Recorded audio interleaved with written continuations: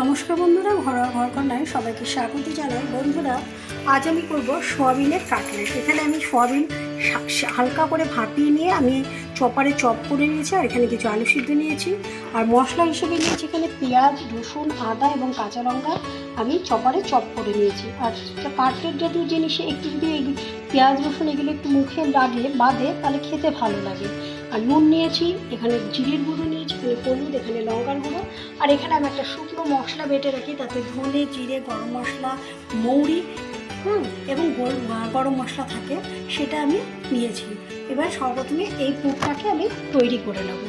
বন্ধুরা, এবার আমি কড়াইয়ে তেল বসিয়ে দিয়েছি। এখন প্রথমে পেঁয়াজ, রসুন, আদা, কাঁচা লঙ্কা কুচিটা আমি দিয়ে দিলাম। এর মধ্যে সব শুকনো মশলাগুলো দিয়ে দেবো। নুন, হলুদ, লঙ্কার গুঁড়ো, জিরের গুঁড়ো, এটা পুরো আমি দিয়ে দিলাম। এবার একটু নাড়াচাড়া করবো, পুরো একদম ভাজা করবো না, একটু শক্ত শক্ত পেঁয়াজটা থাকলে খেতে ভালো লাগবে। এবার আমি এই সোয়াবিনের চপারে যে চপ করে রেখেছি সেটা দিয়ে দিলাম, আর আলুগুলো আমি হাত দিয়ে ভেঙে দিয়ে দেবো।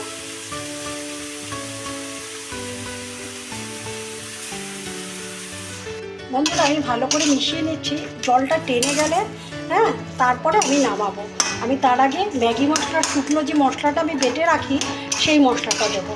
এখনও জলটা টানতে একটু বাকি আছে। আলুগুলো আমি খুন্তির দ্বারাই ভালো করে ভেঙে দেবো। খুব একটা ম্যাশ করবো না, তাহলে একটা আঠালো ভাব থাকবে। চপটা যখন আমি কাটলেটটা যখন গড়বো তখন একটা আঠালো ভাব থাকবে। বন্ধুরা, এবার আমি এই যে ম্যাগি মশলাটা এটা আমি দিয়ে দেবো পুরোটা, তাহলে একটু বেশ টেস্ট হবে খেতে। আর আমি যে শুকনো মশলাটা করে রাখি, ধনে, মৌরি, জিরে এবং গরম মশলা, সেটা দিয়ে দিলাম। ভালো করে মিশিয়ে হাতে আমি একটু সামান্য তেল নিয়ে নিলাম, এরকমভাবে গোল করে নিলাম।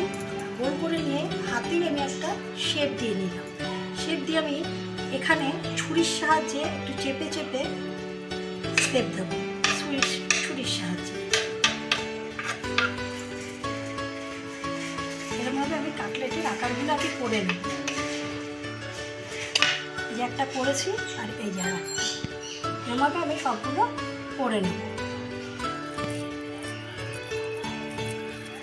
এখানে আমি ময়দা আর একটু গোলমরিচের গুঁড়ো আর নুন দিয়ে আমি ঠিক এরকম থিকনেসের একটা ব্যাটার করে নিয়েছি, আর এখানে ব্রেড ক্রাম্ব নিয়েছি। আমি এগুলো সব করে নিয়ে তারপরে একবারে আমি এখানে চুবিয়ে নিয়ে তারপরে ব্রেড ক্রাম্বের মধ্যে দেবো। বন্ধুরা, এবার আমি এই ব্যাটারের মধ্যে চুবিয়ে নেব। আমি এই ডান হাত যেহেতু আমি এতে লাগিয়েছি, ডান হাতটা আর এতে দেবো না, আমি বাঁ হাত দিয়ে এই ব্রেড ক্রাম্বের মধ্যে এবার আমি ভালো করে কোট করে নেব। আমি একবারই কোট করব।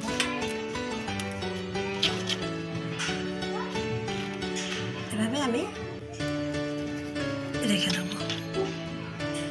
বন্ধুরা, আমার এতগুলো হয়েছে কাটলেট, তা আমি এখন নর্মাল ফ্রিজে আমি ঘন্টাখানিকের জন্য রেখে দেবো, একটু সেট হওয়ার জন্য।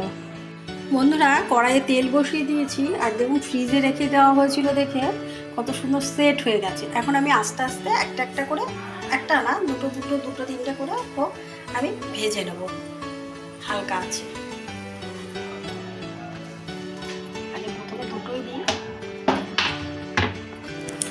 বন্ধুরা, আমার এই সোয়াবিনের কাটলেট হয়ে গেছে। দেখুন কালারটাও কত সুন্দর হয়েছে।